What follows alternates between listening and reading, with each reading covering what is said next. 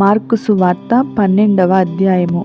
ఆయన ఉపమాన రీతిగా వారికి బోధింపనారంభించెను. ఎట్లనగా, ఒక మనుషుడు ద్రాక్ష తోట నాటించి దాని చుట్టూ కంచె వేయించి ద్రాక్ష తొట్టి తొలిపించి గోపురము కట్టించి కాపులకు దాన్ని గుత్తకిచ్చి దేశాంతరము పోయెను.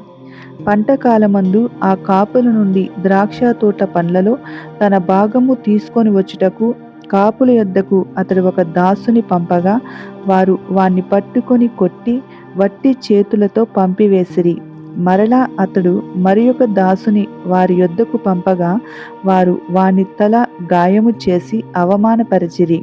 అతడు మరి ఒకని పంపగా వానిని చంపిరి. అతడింకా అనేకులను పంపగా, వారు కొందరిని కొట్టిరి, కొందరిని చంపిరి.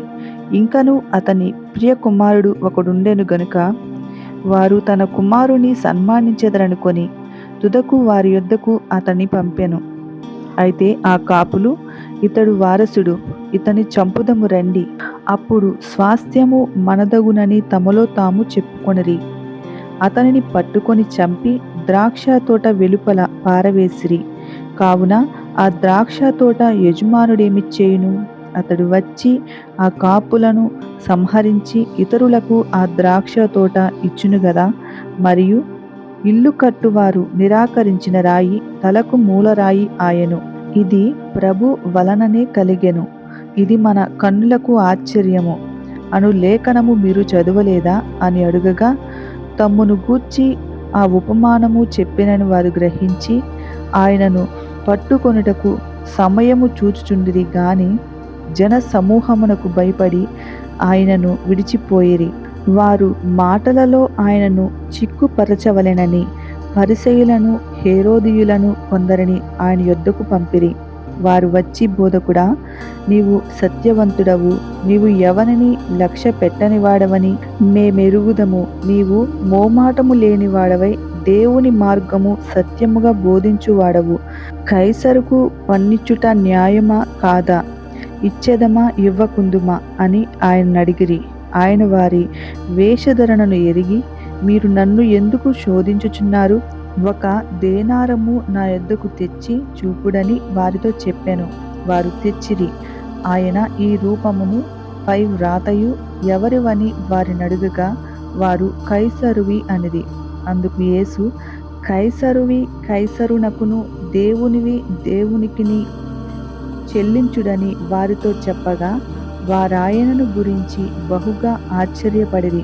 పునరుద్ధానము లేదని చెప్పేడి సద్దూకాయలు ఆయన యొద్దకు వచ్చి, బోధకుడా, తన భార్య బ్రతికియుండగా ఒకడు పిల్లలు లేక చనిపోయిన ఎడల వాని సహోదరుడు వాని భార్యను పెండ్లి చేసుకొని తన సహోదరునికి సంతానము కలుగ చేయవలెనని మోషే మాకు వ్రాసి ఇచ్చెను. 7 సహోదరులుండిరి. మొదటివాడు ఒక స్త్రీని పెండ్లి చేసుకొని సంతానము లేక చనిపోయెను గనుక రెండోవాడు ఆమెను పెండ్లి చేసుకొనెను. వాడును సంతానము లేక చనిపోయెను. అటువలనే 3వ వాడును చనిపోయెను. ఇట్లు 7 సంతానము లేకయే చనిపోయిరి. అందరి వెనుక ఆ స్త్రీయు చనిపోయెను. పునరుద్ధానమందు వారిలో ఎవనికి ఆమె భార్యగా ఉండును? ఆమె ఆ 7 భార్య ఆయను గదా అని అడిగిరి. అందుకు యేసు, మీరు లేఖనములను గాని దేవుని శక్తిని గాని ఎరుగక పోవుట వలననే పొరబడుచున్నారు. వారు మృతులలో నుండి లేచునప్పుడు పెండ్లి చేసి కొనరు, పెండ్లి కీయబడరు గాని పరలోకమందు దూతల వలె నుందురు. వారు లేచెదరని మృతులను గూర్చిన సంగతి మోషే గ్రంథమందలి పొదను గూర్చిన భాగములో మీరు చదవలేదా? ఆ భాగములో దేవుడు, నేను అబ్రహాము దేవుడను, ఇస్సాకు దేవుడను, యాకోబు దేవుడనని అతనితో చెప్పెను. ఆయన సజీవుల దేవుడు గాని మృతుల దేవుడు కాడు. కావున మీరు బహుగా పొరబడుచున్నారని వారితో చెప్పెను. శాస్త్రులలో ఒకడు వచ్చి వారు తర్కించుట విని ఆయన వారికి బాగుగా ఉత్తరమిచ్చనని గ్రహించి, ఆజ్ఞలన్నిటిలో ప్రధానమైనదేదని ఆయన అడిగెను. అందుకు యేసు, ప్రధానమైనది ఏదనగా, ఓ ఇశ్రాయేలు వినుము, మన దేవుడైన ప్రభువు అద్వితీయ ప్రభువు, నీవు నీ పూర్ణ హృదయముతోను, నీ పూర్ణాత్మతోను, నీ పూర్ణ వివేకముతోను, నీ పూర్ణ బలముతోను నీ దేవుడైన ప్రభువును ప్రేమింపవలెననున్నది ప్రధానమైన ఆజ్ఞ. రెండవది, నీవు నిన్ను వలె నీ పొరుగువానిని ప్రేమింపవలెననున్నది రెండవ ఆజ్ఞ. వీటికంటే ముఖ్యమైన ఆజ్ఞ మరేదియూ లేదని అతనితో చెప్పెను. ఆ శాస్త్రి, బోధకుడా, బాగుగా చెప్పితివి.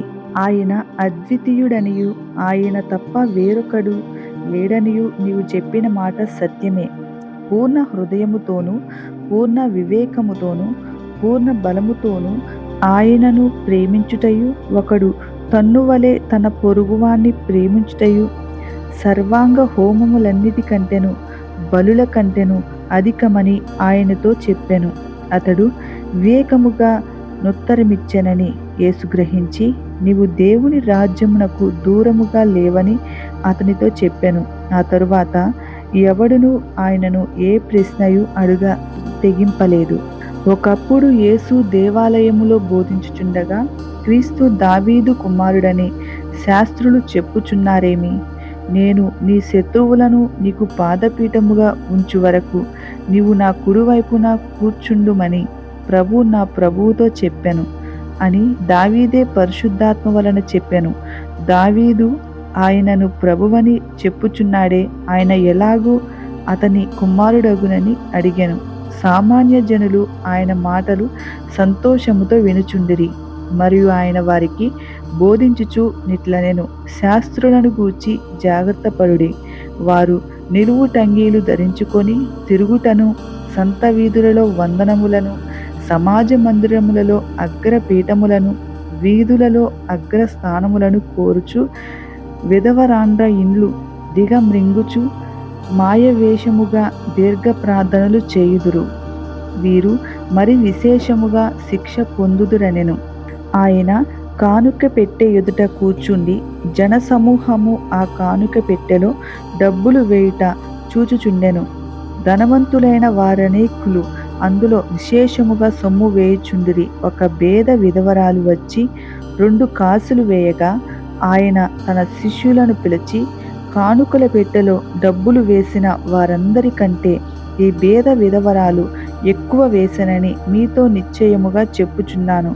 వారందరూ తమకు కలిగిన సమృద్ధిలో నుండి వేసిరి గాని ఈమె తన లేమిలో తనకు కలిగినదంతయు అనగా తన జీవనమంతయు వేసెనని చెప్పెను. మార్కు సువార్త 13వ అధ్యాయము. ఆయన దేవాలయములో నుండి వెళ్ళుచుండగా ఆయన శిష్యులలో ఒకడు, బోధకుడా, ఈ రాళ్ళెలాంటివో, ఈ కట్టడములు ఎలాంటివో చూడుమని ఆయనతో అనెను. అందుకు యేసు, ఈ గొప్ప కట్టడములు చూచుచున్నావే, రాతి మీద రాయి ఒకటి అయినా ఇక్కడ నిలిచి ఉండకుండా పడద్రోయబడునని అతనితో చెప్పెను. ఆయన దేవాలయము ఎదుట ఒలీవల కొండ మీద కూర్చుండి ఉండగా పేతురు, యాకోబు, యోహాను, ఆంద్రెయ అనువారు ఆయనను చూచి, ఇవి ఎప్పుడు జరుగును? ఇవన్నీయు నెరవేరుబోవు కాలమునకు ఏ గురుతు కలుగును? అది మాతో చెప్పుమని ఆయనను ఏకాంతముగా అడుగగా యేసు వారితో ఇట్లు చెప్పసాగెను, ఎవడును మిమ్మును మోసపుచ్చకుండా చూచుకొనుడి. అనేకులు నా పేరిట వచ్చి నేనే ఆయననని చెప్పి అనేకులను మోసపుచ్చెదరు. మీరు యుద్ధములను గూర్చియు యుద్ధ సమాచారములను గూర్చియు వినునప్పుడు కలవరపడకుడి. ఇవి జరుగువలసియున్నవి గాని అంతము వెంటనే రాదు. జనము మీదకి జనమును, రాజ్యము మీదకి రాజ్యమును లేచును. అక్కడక్కడ భూకంపములు కలుగును, కరువులు వచ్చును. ఇవే వేదనలకు ప్రారంభము. మిమ్మును గూర్చి మీరే జాగ్రత్తపడుడి. వారు మిమ్మును సభలకప్పగించెదరు, మిమ్మును సమాజ మందిరములలో కొట్టించెదరు. మీరు వారికి సాక్షార్థమై అధిపతుల ఎదుటను రాజుల ఎదుటను నా నిమిత్తము నిలువబడుదురు. సకల జనులకు సువార్త ముందుగా ప్రకటింపబడవలెను. వారు మిమ్మును అప్పగించుటకు కొనిపోవునప్పుడు మీరు ఏమి చెప్పుదుమా అని ముందుగా చింతింపకుడి. ఆ గడియలోనే మీకేది ఇయ్యబడునో అదే చెప్పుడి. చెప్పువాడు పరిశుద్ధాత్మయే గాని మీరు కారు. సహోదరుడు సహోదరుని, తండ్రి కుమారుని మరణమునకప్పగింతురు. కుమారులు తల్లిదండ్రుల మీద లేచి వారిని చంపింతురు. నా నామము నిమిత్తము అందరి చేత మీరు ద్వేషింపబడుదురు. అంతము వరకు సహించిన వాడే రక్షణ పొందును. మరియు నాశనకరమైన హేయ వస్తువు నిలువరాని స్థలమందు నిలుచుట మీరు చూచినప్పుడు చదువువాడు గ్రహించుగాక. యూదయాలో ఉండువారు కొండలకు పారిపోవలను. మిద్దె మీద ఉండువాడు ఇంటి నుండి ఏదైనాను తీసుకొని పోవుటకై దిగి అందులో ప్రవేశింపకూడదు. పొలములో ఉండువాడు తన వస్త్రము తీసుకొని పోవుటకు ఇంటిలోనికి తిరిగి రాకూడదు. అయ్యో, ఆ దినములో గర్భిణీయులకు పాలిచ్చు వారికి శ్రమ. అది చలికాలమందు సంభవింపకుండా వలెనని ప్రార్థించుడి. అవి శ్రమగల దినములు. దేవుడు సృజించిన సృష్టాది నుండి ఇది వరకు అంత శ్రమ కలుగలేదు, ఇక ఎన్నడను కలుగబోదు. ప్రభువు ఆ దినములను తక్కువ చేయని ఎడల ఏ శరీరియు తప్పించుకొనకపోవును. ఏర్పరచబడిన వారి నిమిత్తము, అనగా తాను ఏర్పరచుకొనిన వారి నిమిత్తము ఆయన ఆ దినములను తక్కువ చేశాను. కాగా ఇదిగో క్రీస్తు ఇక్కడనున్నాడు, అదిగో అక్కడనున్నాడు అని ఎవడైనను మీతో చెప్పిన ఎడల నమ్మకుడి. ఆ కాలమందు అబద్ధపు క్రీస్తులను, అబద్ధపు ప్రవక్తలను వచ్చి సాధ్యమైన ఎడల ఏర్పరచబడిన వారిని మోసపుచ్చుటకై సూచక క్రియలను మహత్కార్యములను అగపరచెదరు. మీరు జాగ్రత్తగా ఉండుడి. ఇదిగో సమస్తమును మీతో ముందుగా చెప్పియున్నాను. ఆ దినములలో ఆ శ్రమ తీరిన తరువాత చీకటి సూర్యుని కమ్మును, చంద్రుడు తన కాంతిని ఇయ్యడు, ఆకాశము నుండి నక్షత్రములు రాలును, ఆకాశమందలి శక్తులు కదిలింపబడును.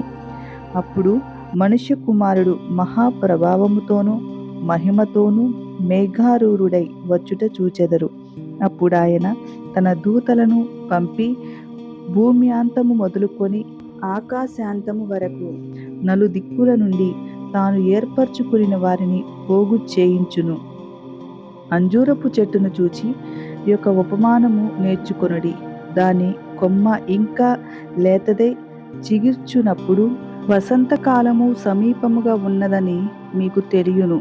ఆ ప్రకారమే మీరు ఈ సంగతులు జరుగుట చూచినప్పుడు ఆయన సమీపమునే ద్వారము దగ్గరనే ఉన్నాడని తెలుసుకొనుడి. ఇవన్నీ జరుగు వరకు ఈ తరము గతింపదని నిశ్చయముగా మీతో చెప్పుచున్నాను. ఆకాశమును భూమియు గతించును గాని నా మాటలు గతింపవు. ఆ దినమును గూర్చియు ఆ గడియను గూర్చియు తండ్రి తప్ప ఏ మనుషుడైనను పరలోకమందలి దూతలైనను కుమారుడైనను ఎరుగడు. జాగ్రత్త పడుడి, మెలకువగా ఉండి ప్రార్థన చేయుడి. ఆ కాలం ఎప్పుడు వచ్చునో మీకు తెలియదు. ఒక మనుషుడు తన దాసులకు అధికారమిచ్చి ప్రతివానికి వాని వాని పని నియమించి మెలకువగా నుండుమని ద్వారపాలకులకి ఆజ్ఞాపించి ఇల్లు విడిచి దేశాంతరము పోయినట్టే ఆ కాలము ఉండును. ఇంటి యజమానుడు ప్రొద్దుగూకి వచ్చునో, అర్ధరాత్రి వచ్చునో, కోడి కూయినప్పుడు వచ్చునో, తెల్లవారునప్పుడు వచ్చునో, ఎప్పుడు వచ్చునో మీకు తెలియదు. ఆయన అకస్మాత్తుగా వచ్చి మీరు నిద్రపోవుచుండుట చూచునేమో గనుక మీరు మెలకువగా నుండుడి. నేను మీతో చెప్పుచున్నది అందరితోనూ చెప్పుచున్నాను, మెలకువగా నుండుడనెను.